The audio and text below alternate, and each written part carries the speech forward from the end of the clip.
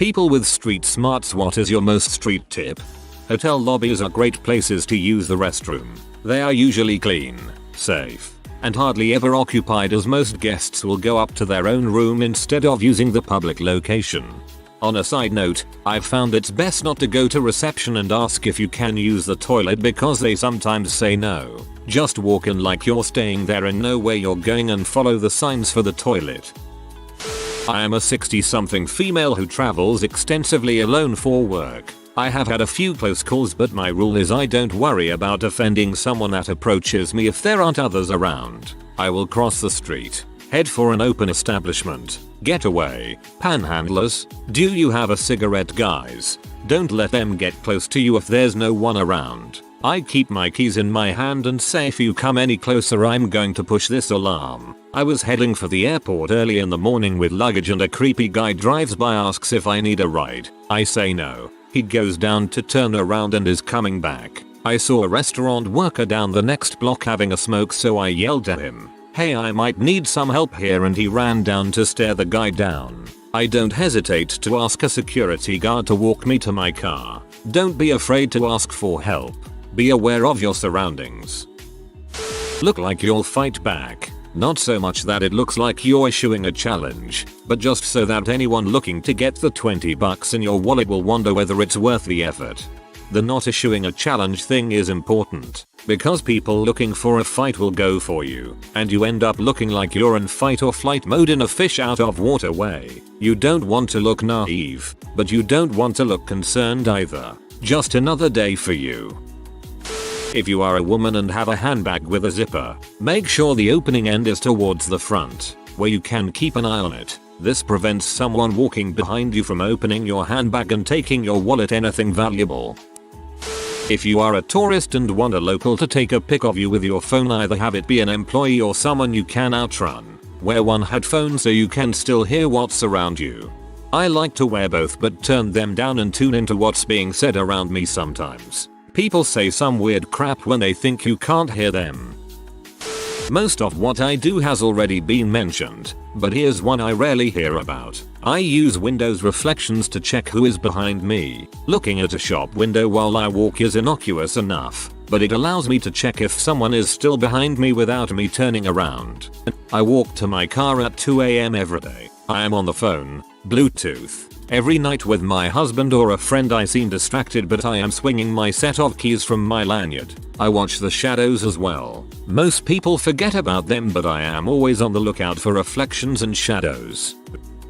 If I'm in an unfamiliar city, I'll explore freely every neighborhood as long as there are women and kids around. Most mums don't hang outside with their kids if the street area isn't safe. This worked very well for most throughout Latin America, Europe and Asia.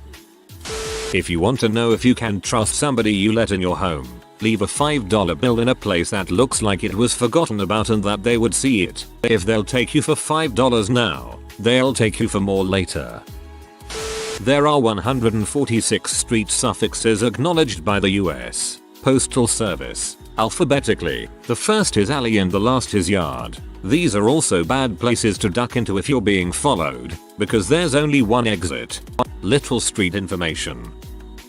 Earbuds or headphones signal that you're not aware of your surroundings. Staring at your phone indicates the same. Make you an easy target.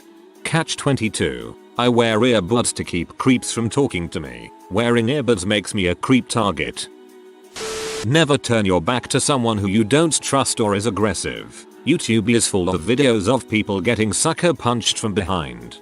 Any street knowledge I have is from watching Worldster and Liverleak videos. The most dangerous time to drive is right when it starts raining, cause any oil on the street has mixed with the water, making it slippery, but hasn't had enough time to wash away yet. It's the first snowfall here this weekend. I'm hunkering down at home so I don't have to drive around people that forgot last winter driving. This is a niche tip, but if you ever suspect something to have an electric current, do not touch it with the palm side of your hand. It can cause your muscles to contract and not let go. Always use the back side of your hand, or even better, use a blade of grass or something not too conductive. Don't frick with people. Even the skinniest, nerdiest Steve Urkel looking mother might be crazy with a knife under his sleeve, might stab you soon as you turn around. But don't be scared of people either. Mutual respect. Prison rules. Don't start crap yet don't take any crap. Not me but one of my employees. We dress casually on Fridays and call it Flip-Flop Friday. He never participates. I asked him why and he said I can't run in flip-flops. You always have to be ready to run. I had a friend years ago who, when a car approached to ask for directions, she slowly removed her sandals as she answered. When the car drove away I asked why she did that. She said that you can't run in flip-flops, and that although it would hurt, it's easier to run barefoot. She warned me to always be prepared to run whenever necessary. We were maybe 12 when she said that. Don't hug the walls. Walk a bit towards the center especially near corners. Keep your ears open. Notice things. Footsteps. Shuffling. Metal clanging. Anything. Basically be aware of your surroundings and anticipate critical situations. Yup. Learn to hone your instincts and trust those bad feelings that seem random. If it comes down to it, hit hard and hit first. There aren't any referees on the corner. Trust your gut instinct. If your gut is telling you something's off then treat it as such. A really good book about this is The Gift of Fear by Gavin de Becker. I have anxiety so my gut is always saying SMTH is off. Coincidences are rarely that. Pay attention to people's hands. They will give you a split-second heads up to ill intent. Watch your effing back. Also watch their left foot. Most people are right-handed. If they inch their left foot closer to you they are setting up to take a swing. If you're being attacked and someone is trying to get you into a vehicle to take you to a secondary location, fight as much as you possibly can to not get in the vehicle. If they kill you while fighting it will be quick and your murder will be easier to solve. But if they take you to a second location they can keep you alive as long as they want doing whatever they want to you and your disappearance will be much harder to solve. Better to go down swinging and make it easy to catch your attackers than end up tortured for God knows how long. My dad always told me this. Or if someone hijacks your vehicle, ram it into something. Odds are they were going to kill you anyway and if you do live, you might be able to escape. Don't walk around staring at your phone after dark. It's immensely stupid. 1. It lights up your face from a mile away like a dumb, distracted easy mark. 2. You aren't at all aware of your surroundings. Even if you believe you are, we're nowhere near as good at multitasking as we assume. 3. If you suddenly do need to look up at impending danger, your eyes are adjusted for bright light rather than darkness and you won't be able to clearly see who's around you. Humans can't even multitask. You are just good at switching back and forth between things. For girls, make up a fake boyfriend to get creeps away. If you're being followed, don't freeze up and just keep walking. Go into the nearest fast food place or store. Keep your eyes forward and don't look at people. And please, for the love of God, don't stop in the middle of the sidewalk. Please, for the love of God, don't stop. This is huge for everyone. You need to be standing still to be mugged, and it's easier to be grabbed if you're not moving. If someone tries to stop you, keep walking. They ask the time. Check your watch. Tell them but do not stop walking. Act like you live wherever you are, like you know the place, like you know exactly where you are going. I use a wheelchair and do this whenever I travel. I figure out where I am going before I venture out. If I am lost, I duck into a store or restaurant in order to look at my phone or ask directions. Be focused on the direction you are going and don't act like a freaking tourist. Ironically, I feel much safer by myself when I can act like this instead of when I'm traveling with some clueless friend or relative who has to stop for pictures every 20 feet. I rarely, if ever, get approached for money or anything when I am by myself. But throw in my dumb Aunt Susan and we're brushing off weirdos all day long. If anyone ever makes the conscious decision to steal anything from you, never trust them, ever. If they will steal a lighter from you, they will steal your weed, your money, your jewelry, your car, you name it. Stay away from stupid M.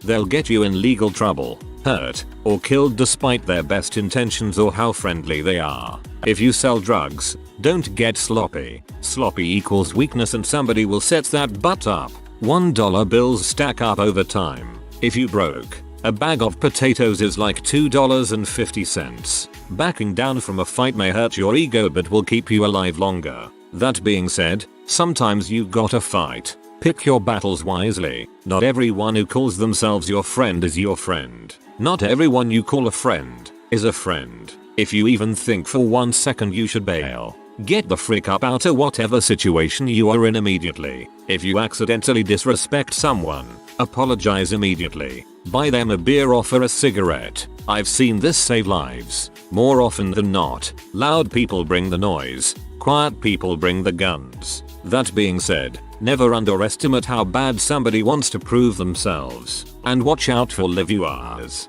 A live wire is somebody who gets hyped up and excited easy. Will shoot first. Never ask questions. If you ain't from the streets or ghetto, don't act like you are. If an older, street knowledgeable person tells you don't go. Fill in the blank. Don't fricking do it. Smoke weed. Don't frick with any type of powder. If the blunt is already rolled, don't smoke it. Never ever find out what somebody has in the trunk. Finally, look, listen, and learn. I was walking with my friend, and I asked him, Bob, am I book smart or street smart? He said, I don't know. Let me borrow $10. I gave him the money. Book smart, he replied. It's an investment. Never break 2 laws at once. Got something in your car that's illegal? Better not be speeding. Stop completely at red lights. X'd. More specifically, don't commit a misdemeanor in the process of committing a felony. 1. Count the room. Count the exits. 2. City face. Don't look happy in a dense area on the street. Look slightly pee. If you have something to be happy about, that's something someone wants. The city face really helps, especially for women. People are less likely to creep on you if your eyes look like you are just looking for a reason to kill a man. Get in line behind the butthole. Works well at fast food places, airports, basically anywhere with one face-to-face customer service. After dealing with the douche, your polite simple request will be fulfilled if at all possible. Let's say a kidnapper throws you in the back of a trunk. Don't panic once you get your bearings. Find the carpet that covers the tail light. Peel back the carpet. Make a fist. Punch the tail light out the back of the car, thus creating a hole in the back of the automobile. Then stick your little hand out and wait to oncoming motorists to let them know that something hinky is going on. Avoid secondary locations at all costs. My friend gave me this advice once and have used it a few times and works well. Unfortunately only works if you are a male. If you are walking through a shady side of town city, then take off your shirt and shove it in your pocket. This obviously helps if you have tattoos or muscles, but that really doesn't matter. If you ever see a guy walking down the street sidewalk with his shirt off, and no sign of his shirt anywhere, he is probably crazy and people will stay the F away from you. I have lived in Washington Heights, NYC, and sometimes had to take the subway home late at night and exit the train in the shady drug-filled side of that neighborhood. Locals would look at this crazy white boy walking the sidewalk in the cold with no shirt on like I was carrying a gun. Brilliant.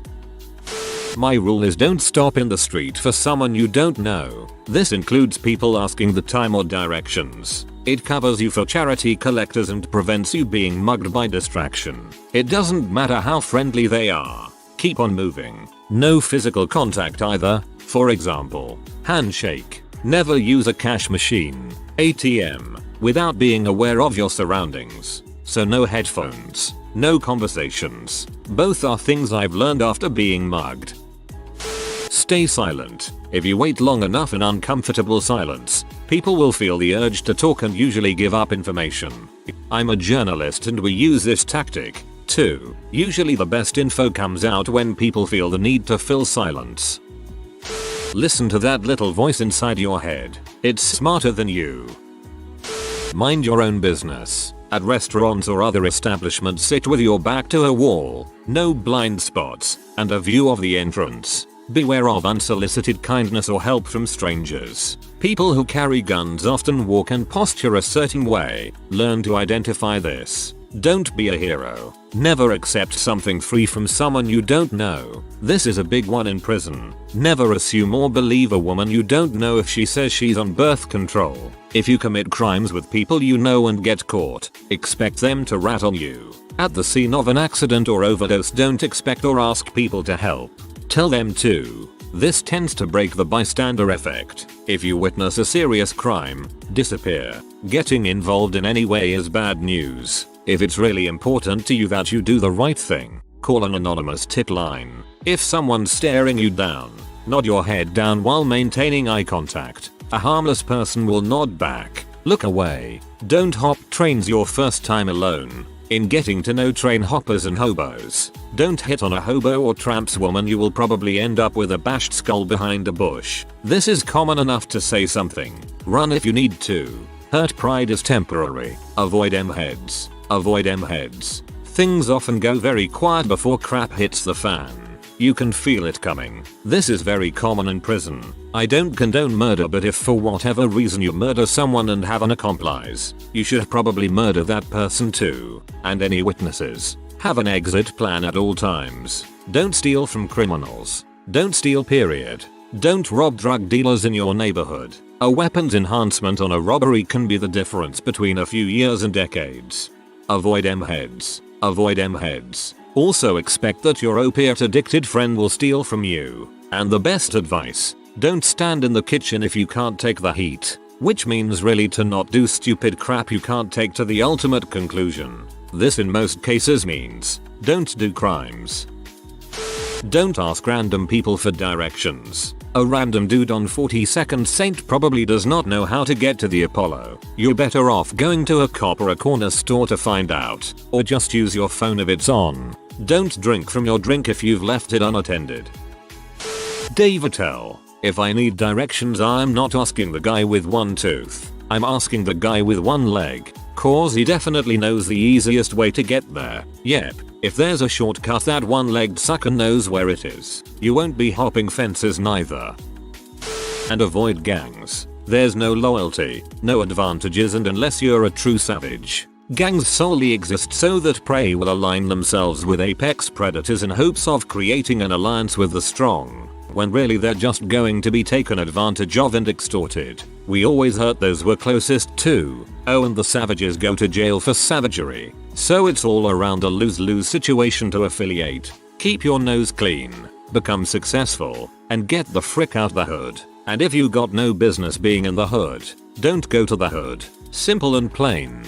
Gangs are basically pyramid schemes. The only benefit you get from it is by being at the top of the hierarchy, and to do that you need to be savage. Everyone under you is always trying to climb higher up the hierarchy, and to do that they need you out of the way. There is no loyalty. If you're being robbed, don't fight back. Your life is worth more than your phone, your money, and the wallet, purse, and whatever else you're carrying. Just obey to the demands and it will be over as quick as it begun. Feel the urge to fight that guy giving you crap?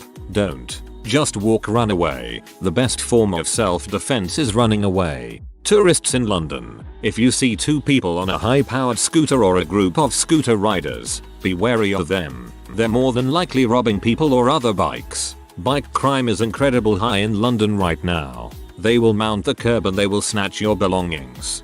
I've read that London police starting ramming those fuckers. Walk confidently, act like you belong.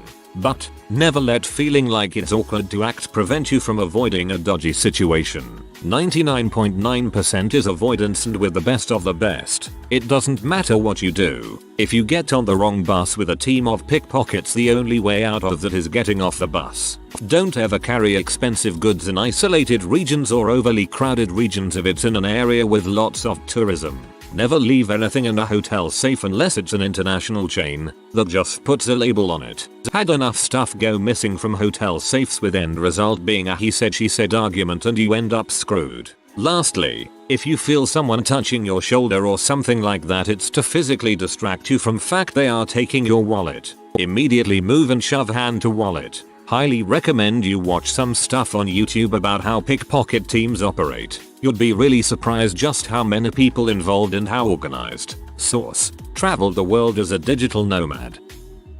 I've never heard of someone receiving a life-changing opportunity from another person who stopped them in the street. Keep walking, unless it's a charitable situation you're comfortable stopping for.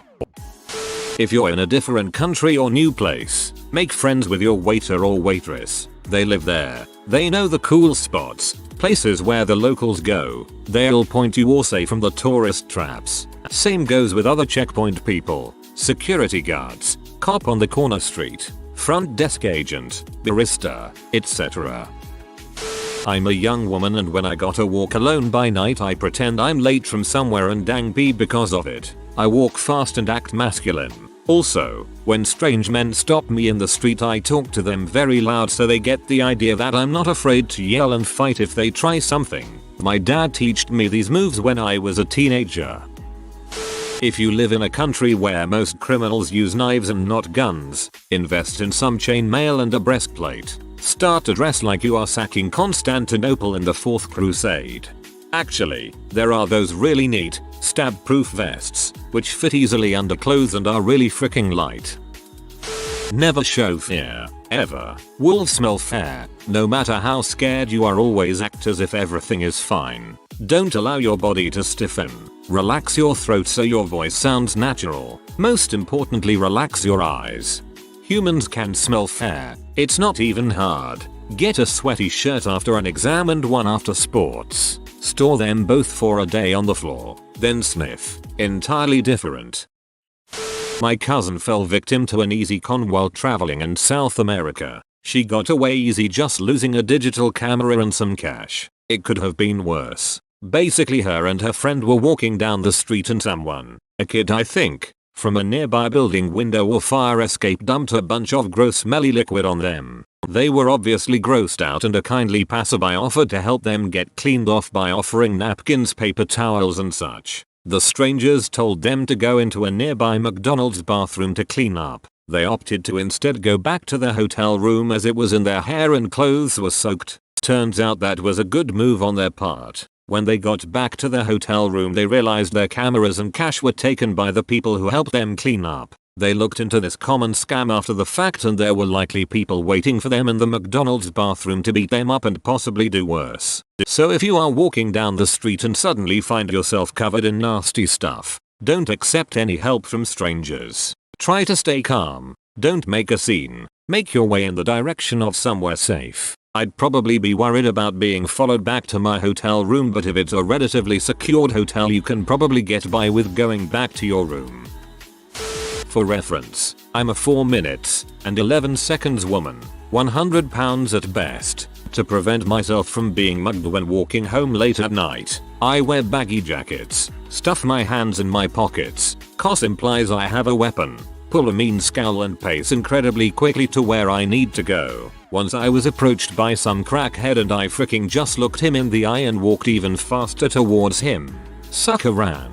That's all the tips I got. Every time I've had a pleasant relaxed air, I've been approached by strangers. It's sad, but you gotta out crazy the crazy. Also don't have your music so loud you can't hear people sneak up behind you. IDK what it's like in America, but king hits are common in Australia where people murder you from a punch in the head from behind. 5 feet, 100 pounds woman here, US, raised, and I agree with everything you said except minus the hands in the jacket thing. Unless it's really cold out, then it can't be helped, but having hands free equals more able to defend yourself. I've never been assaulted, and I grew up dirt poor and in the streets for the first decade of my life. If you are new to the channel, you can subscribe. I publish new videos every day. Until then, check another video.